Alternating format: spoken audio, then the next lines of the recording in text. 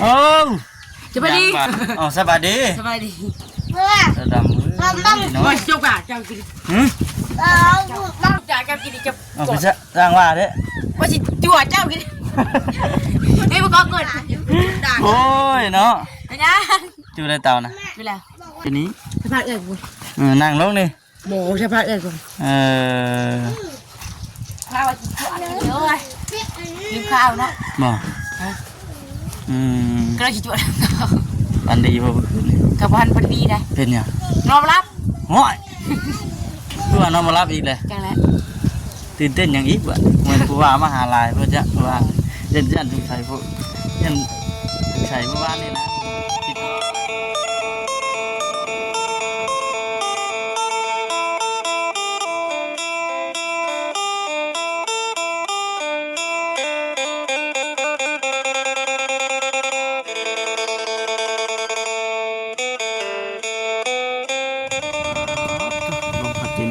ช่วยเท่านั้นพี่น้องเนาะพี่น้องก่อนเดินเดี๋ยวไม่ว่าทักทายสบายดีพี่น้องเด้อเนาะเฮ็ดอย่างนี้สาวต้องมีมาเนี่ยฮะสบายดีสบายดีเด้อข้างในเฮ็ดอย่างนั้นโอ้คิดว่าขวานหนูขวานไหนอยู่นะโมเห็นเนาะบอกคำกันหากจะมาเบิ่งบนอันนี้เดี๋ยวมาบนนอนบนตัวนี้นอนกันอยู่นี่กันไทยพูดเนี่ยคนละเจ้าบ่เนี่ยนอนนักลักนี่คุณเลยนี่เดี๋ยวคนไทยเลยนอนเผาเต้าเอาง่ายๆกับมานอนอันนี้นะเป็นเรือนครัวเนาะเรือนครัวนอนพี่กับแม่นยังเป็นลมแหงนอนบนตั้ง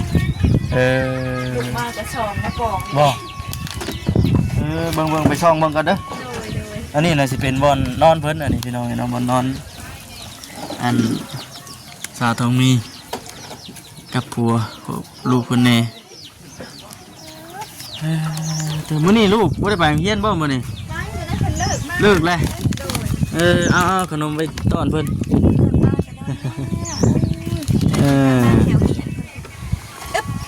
มาได้ไหมเลยขึ้นไปป๊อดมายังนี่เป็นยักษ์เลยบาดนี้กินขนมลูกมาได้ไหมใส่ไอตีเด้มีกระเป๋า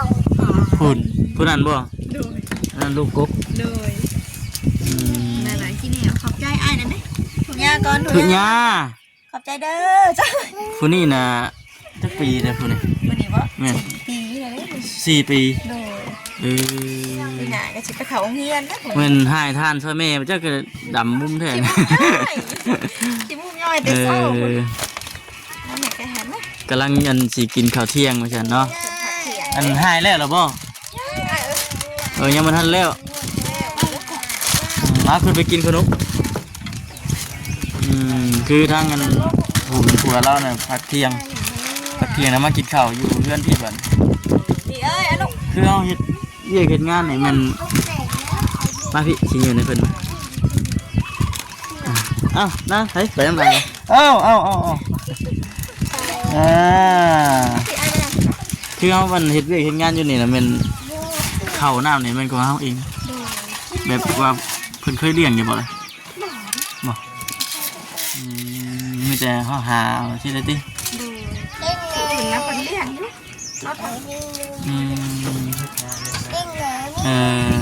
ตกเด้อหามเด้อดีเอ้ยไปยังเลยบัดนี้ปึ๊บปีจะไปยังเลยเป็นสิบพาไปอยู่น้ำแน่ดื้อ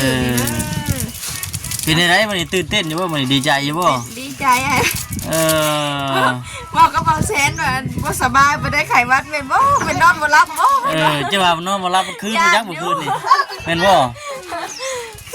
ผัวได้ตื่นเต้นอยู่บ่ดีใจเลยเนาะ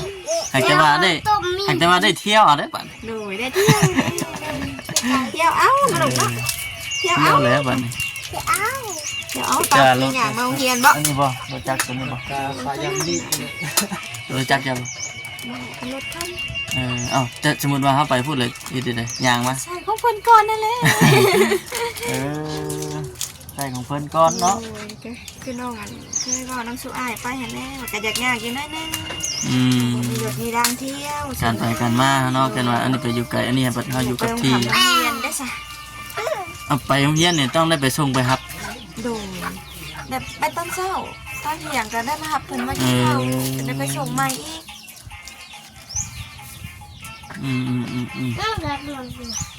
บัดไปอยู่พุ่นก็คือว่าอันนั้นเนาะ โดย ต้องได้เอามาพี่เบิดทุกคน แม่ๆ ลูกน้อยล็อกไว้อย่างดีเด้อเนาะ กันบางเถื่อโบได้มีพื้นนอกก็สิได้อยู่พุ่นก้อนกับผู้น้อยนี่แหละ คืออันเฮ็ดเตาอยู่นี่น่ะมันเป็นช่วงบ่ได้เฮ็ดแบบตลอดเลยบ่ โดย แปลว่าช่วงพื้นเบิดนี่เฮาก็ต้องได้โจ๊ะก่อนเนาะ กระจกก้อนไข่เบิร์ด เอากิน ไข่เบิร์ด ไปได้ไหมสาวทองมีไปกินข้าว กินแล้วน้องนะ ฮะ กินนั่นวางกินให้น้องนะ อืม แต่ให้ลูกให้พ่อกินวางเช้าบ่ได้กินน้ำเพิ่นข้าวปวดแซ่บมาได้บ่สบาย เป็นนี่ได ไข่วัดนะวะ ไขวัดหวานเวนตื่นเต้นอันที่ได้ไปที่ใหม่เนี่ยปะจ๊ะ น้องบ่จ้ะ เนาะหวานเครื่องกันอยู่นะเบิ่งนี่ ไปจังหวัดเช้าหน่อยเนาะ เออ ไปอยู่จังหวัดเช้าอะคนเตาน้องดำเนี่ยโอ้ยเข้ากันบัดนี้ เออ ลมหนาวมาพร้อมเอาค่ะ ตาน้องดำเพิ่นจูดบ่ จูดเช้านี่ เออ เป็นจูดแล้ว มันเป็นไม้แห้งพี่น่ะมันก็ติดไว้ดอกเนาะ โดยที่ใกล้นะอันใหม่กบน้ำเด้สาว เออ ไปกินข้าวน้ำพอปะข้าวน้ำพอปะ ไปกินข้าว ดูกั อื น มกำลังความดื้อได้ซ้ำนี่ กินข้าวเลื่อนถูกบ้อง เอากินเลย เอาวะ ข้าวเด้ กินข้าวอัน เอาลงไปเอาซั่น เอาวะ เนาะอย่ามาเกี่ยวกินข้าววัดบ่ได้กินข้าวแต่มีแผนไหนเข้ามาหามันเฉย ไม่เห็นว่ามีแต่เพิ่นมาทางห้องดำเพิ่น อ่า บ่ฮู้สื่อเพิ่นมาสองคนขี่รถคันสีขาวดอกเพิ่นก็มาสัมภาษณ์ทางห้องดำเพิ่นไปเฝ้าเพิ่นแรกเพิ่นมาน้องก็ยังหายผ่านอยู่ น้องดำสิเงาแล้วบัดนี้เนาะ ถามนี่ได้จะบอกไปอยู่น้ำเอื้อยบอก เออ เขาอยากอยู่นี่ อยู่นี่เฮ็ดเวียกอยู่นี่ดีมันใกล้เนาะ เขาอยากอยู่นี่คนว่า คือว่านะเห็นว่าเพราะว่าอยู่นี่ก็บ่ได้แม่นอยู่บนอื่นบนไกลเด้อยู่ที่อันดินพ่อดินแม่บ่ แมนทีลุงทีป้า ที่ลุงที่ป้า ด้วย เออ น้องกันบ่มีเนาะ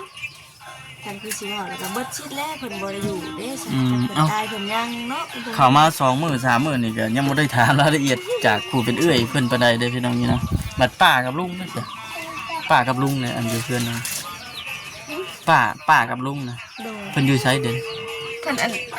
หมดเพิ่นไปทำงานอยู่เวียง ไปเฮ็ดงานไปเฮ็ดเวียกอยู่เวียง เพิ่นไปเฮ็ดเวียง ไปได้ดนนะบ่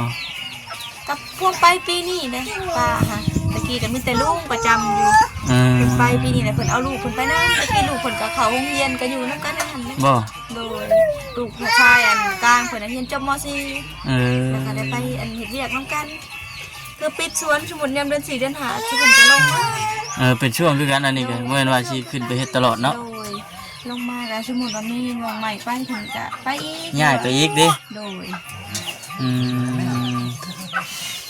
ตะวิดเนี่ยบ่คำคิดว่าเอ้าที่ดินพ่อกับแม่บ่แม่นเนาะ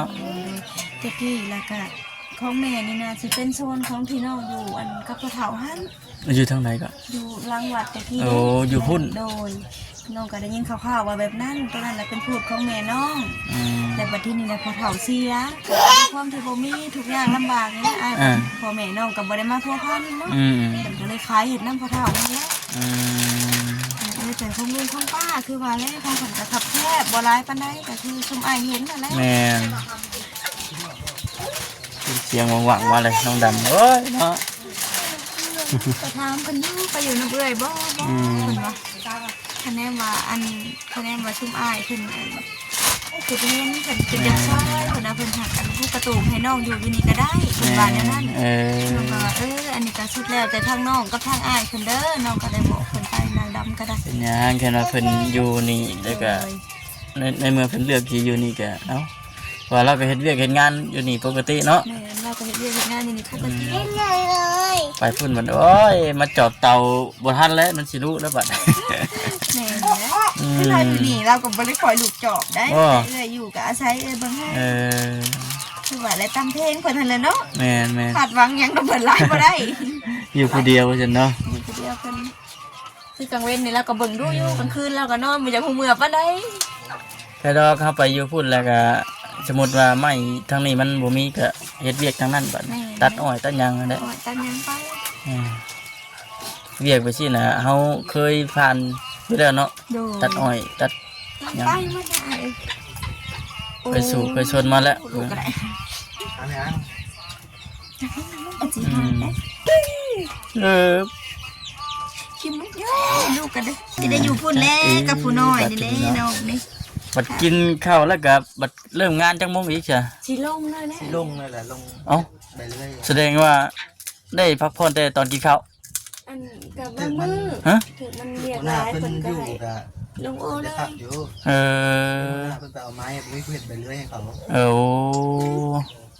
ขันตามโมงปกติกับบ่ายโมงครึ่งเพิ่นให้ลง เป็นการอะไรแม่นบ่ายโมงครึ่ง โดย อันพักเที่ยงเด้ พักเที่ยงบ่ขึ้นมา12โมง 12โมง โดย บ่ายโมงครึ่งลง บ่ายโมครึ่ง ธรรมดาเนาะธรรมดาเป็น วัน บาง นี้ ช่วง เพิ่นบ่มีผู้ช่วยเพิ่นก็เอิ้นลงเลย คืออันแผนกล่างนี่เฮ็ดหยัง ทั่วไปอ่ะ ทั่วไป พ่นใบหลอกใบ พ่นใบเลื่อย ไม้ ตัดไม้เลื่อยไม้ ตัดไม้ตัดตอกตัดขาโต๊ะขาตั้งได้หมด เนาะเอาเฮ็ดเรื่อยๆเฮ็ดอยู่ไปก็เรื่องเนาะ อันนี้ยังว่า เขาเฮ็ด ผักลักๆเพิ่นก็สร้างสีตะกี้ค่ะมันบ่ไหวนี่แหละเฮ็ดสี สร้างสี แม่นเพิ่นสีโต๊ะสีตั้ง ย้อมสีทาสีโต๊ะสีตั้ง เลย โอ้สีรถ ไปเลยจะผู้นี้ยังน้อยๆก็ผูกอู่ดมสีนำกันอยู่ตลาดนั่นแหละ ไว้แบบ มัน มันไหวเนาะดินกับสีก็ยังโอ้ย ลูกก็คือกันแหละโอ้ยเมาเทือนแล้วก็ตายแล้วเนาะเฒ่าเอ้ยว่าเอาลูก เมาเลยเนาะ เมาสิ เมาแบบหายใจเวียกเขาท้องแล้ว มันเป็นจังใดเลย กาด น้องว่าตะกี้ก็ได้ยินแต่ผัวว่าเมาสิเมาสิ แบบใดเด้ว่าฉันติ บัดพอไปเห็ดน้ำกันโดนๆเหรอแบบนี้บ่เมาสีว่านั่นซาถูกว่าพออนุญาตน้ำกินข้าวอยู่ก็คือจากหากนี่แหละคือจะว่ามันอ้วน ปุ่นท้องปุ่นใจเด้ย โอ้ยจักแนวใดในคอเลยก็คือว่ามีแนวติดอยู่ อย่าชนะเถ่าเอ้ยว่ะลูกก็ไปดมน้ำอยู่ว่ะคุณนี่เป็นยังน้อยเด้อ เนาะบกปืนแล้วก็ได้พี่น้องเพื่อสิมาอยู่จุดนี้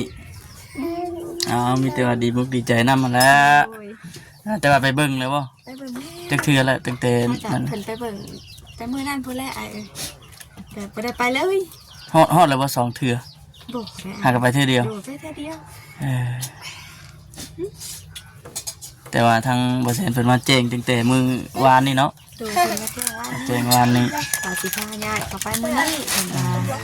ไปแล้วก็อย่าลืมมันผ่านเอาเลขเด็ดๆให้เด้อ ทันอยู่บ่ ผ่านเอาเลขเด็ดๆให้นะเขาได้เสี่ยงเบิ่งก่อนนะเออ คันดีอยู่บ่น้องไอ้เอ้ยอย่าแต่สิบ่ได้นอนซะแล้วลูกแล้วเพิ่นสิพากันฉลองกัน เออ เป็นบ่ลืมบ่นอน ยังบ่ลืมบ่นอนใหม่เนาะ เพิ่นก็สิแอะๆอ้อๆเนี่ยน้อยหนึงนี่ ไปหันนะเขาก็โอ้ยปลูกพังแค่ว่าเขาไปหันนะก็ปลูกพังก็ง่ายได้ แม่ มันมีครบหมดเลย เนาะ เป็นน้ำเป็นหยังก็ สบาย สบายวันหัวแค่ก็ขังไว้หมดเลยปลูกผักปลูกหญ้าก็โอ้ยยังก็เข้ามาใกล้บ่ได้แล้วมะม่วงก็เป็นดอกเลยกบต่ำๆนี่ก็เตรียมรุ่นเลยอะ ว่าสิอันนั้นนะได้ขึ้นไปน้องว่าสิตักขี้เหลือดำไปถม เช่นว่า อยู่เด้ เช่นว่าคนอยู่ครัวมันก็งามเบิดเนาะ มีคนอยู่ เช่นว่ามีคนอยู่นะ มันคนบ่อยู่แล้วจากเฮ็ดงานกับเบิ่งนี่จะเศร้าแบบนึง มีคนอยู่ เออ โอ้ โอ้บาดที่นี่หิวน้ำอะไรบาดนี่น้ำน้ำนี่แม่ซื้อเอาเนาะน้ำกินนี่ มาคือเปื่อนแท้มันนี่หมดไปอย่างไปเอาเงินถับป้องไปลง เอาดีท้ายให้ก่อนฉัน เอ้ยขอสิลงกินห้องงาน ซื้อแล้วเอาไปอยู่นอกไปเลยตุก10,000 ทุก10,000 โดย ม โอ้ไปแหงงาน ลุยงานต่อบาดกินข้าวอิ่มแล้วก็ลุยงานต่อทุกคักแค่บาดที่ มั นี่ นงามอยู่เนี่ย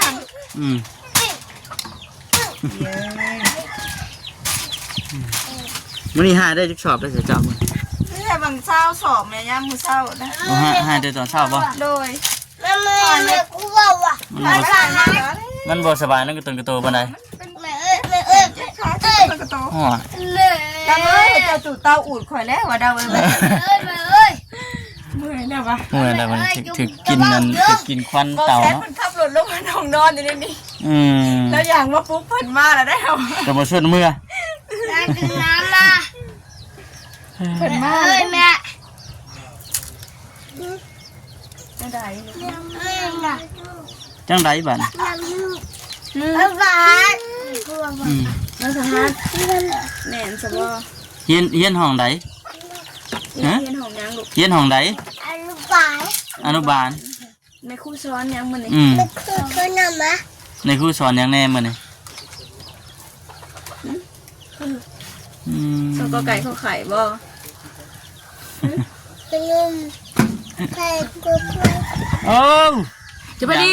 อ๋อสบายดี สบายดี เมื่อ ระดับมือเนาะ โอ้ยเจ้าป่าเจ้ากิน หืม ต้องจ่ายเจ้ากินจะ เอาไปสร้างว่าเด้อ ว่าสิจั่วเจ้ากินเฮ้ยมันก็เกิดด่า โอ้ยเนาะ ไปนะ อยู่ในเตานะ ไปแล้ว เออ เขาพูดไปถ่ายได้ไอ้ เวทที่ใด จากไหน ก็นั่งอยู่นี่แหล้วนี่นั่งอยู่นี้ สภาพเอ็ดกู นั่งลงนี่ โบสภาพเอ็ดกู เออ ข้าวกินจั่วเลยลืมข้าวนะ บ่อืม ก็เลยกินจั่ว อันดีบ่เมื่อคืนนี่ กับพันพอดีนะ เป็นหยัง นอนรับ โอ้ยคือว่านอนมารับอีกเลย จังแล้ว ตื่นเต้นอย่างอีกบ่เหมือนผู้ว่ามาหาลายเพื่อจะว่ายันถูกใส่ผู้ยันถูกใส่เมื่อวานนี่นะเบิ่งนี่คิดว่าลำมาลำอยู่จ้ะ มีประวัติเบี้ยว เห็นว่าสิเนาะว่าแต่บ่อยากได้ว่าแต่บ่อยากได้มาเรื่อยไปเรื่อยห่วย เอาอย่าง เออ ก็จะจุกด่าอยู่แล้วเอ้ยลืมข้าวก็เราสิจวดใช่ไหม แล้วกี่จวดให้ตื่น แล้วก็หยุดคลิปเทง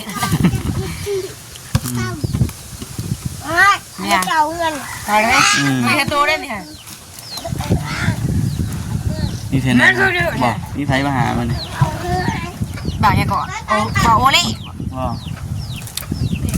จะเล่ากูอยู่มายังไง เอ้าผลมาเรื่อยอยู่ยังบ่จืออยู่เนาะ มีอะไรก็ บาบอสบ่ บ่าวบอสกับบ่าวยังก่อนซื้อแล้วตัวนี้ เอาลิ บ่าวอุลิ อืม พอมาหามันนี่ เห็นอยู่นี่กระสอบข้าวปุกใหญ่หนึ่งวันฉันสิกิน แม่มันเบ่งมาให้ได้ เป็นเดือนพุ่นแล้วบัดนี้เนาะ เงินสอง อืม เอ้ยสอง เอาเดี๋ยวจะหน่อยจังตกลงกันใหม่ใช่เฮาเนาะ สอง โอเคเอาสบายดี ได้กำลังวาทีอ่ะ โอเคเอาสบายดีเด้อถ้าต้องมีเอ้ย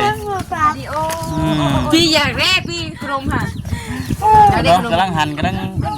พี่กินขนมค่ะ ไปแต่พี่น้องคลิปนี้ก็คือสิจบคลิปก่อนทำครับแต่ว่าคลิปหน้าคลิปในพบกันใหม่พี่น้องเนาะติดตามเบิ่งน้ำกันเด้อพี่น้องเด้อเนาะว่าสิเป็นจังไดว่าซั่นไป